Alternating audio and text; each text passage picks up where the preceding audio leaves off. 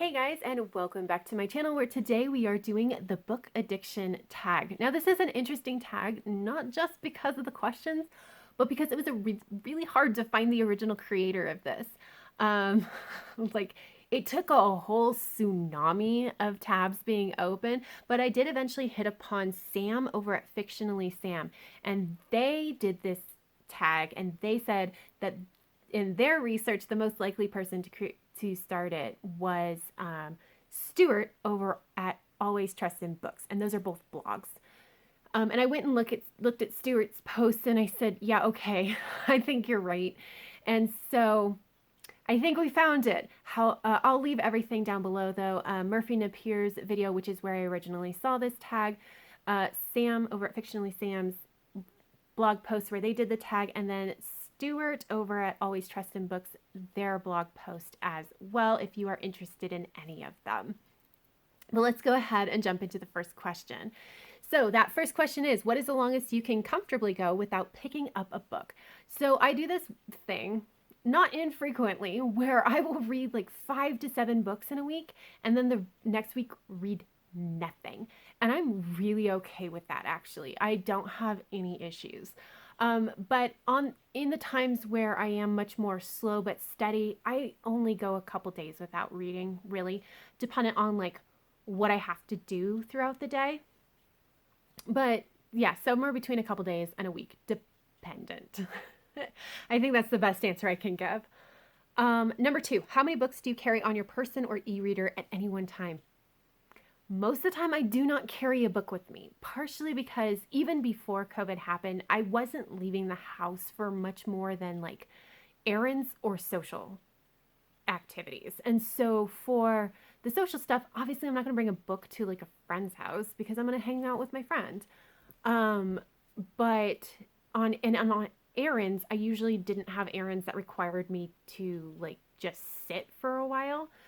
But on the occasion that I did have an errand like that, I'll bring one book, even if I'm in the middle of more. So somewhere between 0 and 1, most often 0. Let's see. Number 3. Do you keep every book you buy or receive, or are you happy to pass them on to make space for more? So for those of you that don't know, the 2 bookshelves behind me are the only bookshelves that I have for my books, and the idea is that I want all of my books to fit on there comfortably. So I definitely am happy to pass them on. For the most part, I do not keep any books that I have no intention of rereading. So like staying on my shelf, it is that either I need to have the intention of rereading it, or for some reason it made a huge impact on me, but I don't want to reread it, but I still want to have it on hand because it did make a huge impact. But that's a pretty rare instance. It's mostly just stuff that I want to reread. And everything else, I just let go and hope that it finds somebody else who's going to love it more than I did. So the next question is, how long would you spend in a bookshop on a standard visit? Oh, so my answer is about 10 minutes. And there's a reason, I swear. Okay, so there's only 2 places that I go to and really have gone to in the last like 4-ish years. And that is my local secondhand bookshop. But I can't spend very much time in there because it is such a tiny space and there are so many books packed in that it gets very overwhelming very quickly. And since I don't really want to have a panic attack in public, I do limit my time there to the amount of time it takes me to sell the books that I brought in and find the books that I was interested in. So they do have an online catalog. So I walk in already knowing what they have and what I want. So 10 minutes there. And then the other bookshop that I have gone to is Barnes & Noble. And I don't love Barnes & Noble. Barnes & Noble kind of makes me very frustrated because they very frequently do not have the books that I am looking for. And when I am frustrated, that's not really the right attitude for browsing books. And so I generally just don't even stay there for very long. However, online shopping, I could happily go for hours and just look at all the books all the time. So physical shopping, not so much, but online, I am all in. Number 5, how much time per day do you actually spend reading? And I really struggle to answer this question because it really depends on the day. There are days that I do not read at all. And then there are days where I will sit down and I just read a book. That's what I do for the day. And everything in between, more often than not, I have little chunks of reading throughout the day and I don't really know what it adds up to. So I don't know. I know that it is a significant amount of time spent reading in a week, for example, but I honestly don't know how to answer that question because I just don't know. Number 6, where does the task picking up a book appear on your daily to-do list? It doesn't, actually. So everything on my to-do list is pretty much stuff that I don't want to do. I mean, does anybody really like chores, right?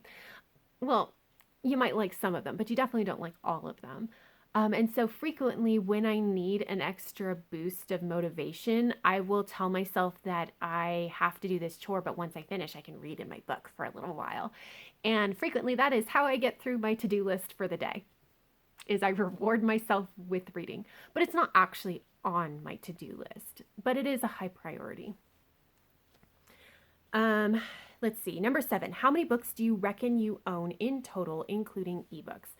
My best guess is that I have between 250 and 300 physical books and probably about 50 ebooks. But I'm not counting, and that was a very, very rough estimate. So between 300 and 350, as far as I know. We'll see. I might actually eventually count them, and then I'll see if I'm correct. But just rough estimate is somewhere in that 300 to 350 range. Number 8, approximately how often do you bring up books in conversation? You guys, there's a reason that I have a YouTube channel, and that is because I don't really talk to people about books. So a lot of the people in my life that are either not readers, they don't read very much, or when they do read, they read books that I have absolutely no interest in, and they have no interest in my books. So there's not a whole lot of overlap, and that's like everybody, my family, my friends. It's absolutely wild to me that like there is so little overlap in the books we read. So I frequently don't bring up books in conversation at all. Now, the glaring exception to this is my spouse. Bless him. He listens to a lot of ranting and how ridiculous is this book, and just general excitement about the book I'm reading. He listens to so much. He just is a doll. But other than my spouse, I really don't talk to people about books much. Number 9, what is the biggest book via page count you have finished reading? And that is probably Harry Potter and the Order of the Phoenix, which is 870 pages. However, that will probably be toppled pretty soon because I plan on reading the Throne of Glass series soon. And I have heard rumors that that last book is a chunker, like the biggest book, like just under 1,000 pages, I think. In which case, that will be the answer. But for now, Harry Potter and the Order of the Phoenix. I don't read very big books, mostly. Number 10, is there a book you had to get your hands on against all odds, i.e. searching, bookshops, online digging, etc.? Yes, there is. So it is this book, Bump and Run by Edward Taft. There is a bit of a story behind this, but essentially, I found out about this book and I was just like, this sounds ridiculous and I need to read it. And at the time that I found out about it, it had been 10 years since it was published. The rights hadn't quite reverted back to the author, I think. But it was a limited print run from a press that only lasted for a couple of months. And so like there was no ebook, there was a limited print run, like it was just ridiculous. So it took a little bit of time for me to track this down, and I didn't want to pay $50 for it. Let's be real here. But I eventually tracked it down for a reasonable price, and then I read it, and it was just as ridiculous as I was hoping. Like, just even looking at this cover, I mean, yes, that's a golf cart on fire in the background. And it's described as a golf thriller romance, I think. So, there you go. Number 11, what is a book you struggled to finish but refused to DNF? Let's see if I can upset some people today. The Final Empire by Brandon Sanderson. So this was a book that I had seen on like a take one, leave one shelf, like probably almost 10 years ago. I don't even know when this is published, but it was a long time ago. And I thought it sounded interesting, so I took it. And then BookTube came into my life, and everybody and their mother loves this trilogy. And so I decided to prioritize reading it because I really wanted to understand why everybody loved it. And I got to like the 250 page mark, and I had to sit with myself and be like, is this really worth it? Because you're hating this. It is so slow. I'm really struggling with this. And eventually, I did decide to continue on with it, although I did at least one other time really consider DNFing it. But I really did want to understand why everybody loved it, and so I finished the book. I gave it 3 stars, and I still didn't understand why everybody loved it. I actually ended up going onto a Discord server that I'm part of, and I asked people, like, when did you start loving this trilogy? And most people said the end of the 3rd book, when everything really kind of ties together, opens up. I don't really know. And so it's like, great, I'm not going to understand because I have no intention of continuing this trilogy. But I did at least make my way through it. Number 12, what are 3 of your main book goals for 2020? So the first book goal that I had was the first and the biggest book goal was to get my physical TBR shelf under 50 books. I am sitting at 33. So I rocked that goal. And even if I read nothing else from my physical TBR shelves, I will have done this goal. So that's awesome. And then my second goal, big goal, was I wanted to reread the October Day series prior to September 1st when the next book came out, and then do something content related around it for this channel. And I did it. I reread the entire series and I did a full-length review on every single book, and it was so much fun. And I am so happy that I did it. And then lastly, what was my last big goal was to read all of the books from my Excited For videos that I did for fantasy and science fiction. And I need to finish out the last 2 books of the Kate Daniels series this month, but then that goal will also be done. So of my big goals, I am absolutely rocking it. The little goals, not as much, but these big goals, I am doing great. Number 13, have you ever had the privilege of converting someone into a reader, maybe via inspiration or incessant nagging? Not really, not from like a non-reader into a reader, but I have, with my older child, I have converted him from reading solely nonfiction to being an avid fiction reader.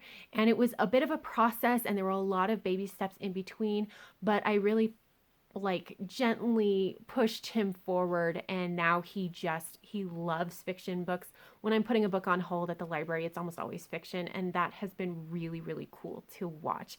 So I am very proud of myself for that one too. And then lastly, describe what books mean to you in 5 words. My escape and my education. And that is it. That is the end of the tag. I know you're supposed to tag other people, but I never do. If you want to do this tag, please consider yourself tagged, and then let me know down below when you do it. Whether it is a video on YouTube or wherever, or an Instagram post or a blog post, I am happy to go consume that particular media. Just let me know. But that is all I have. So until next time, have happy reading, and I will see you in the next video. Bye.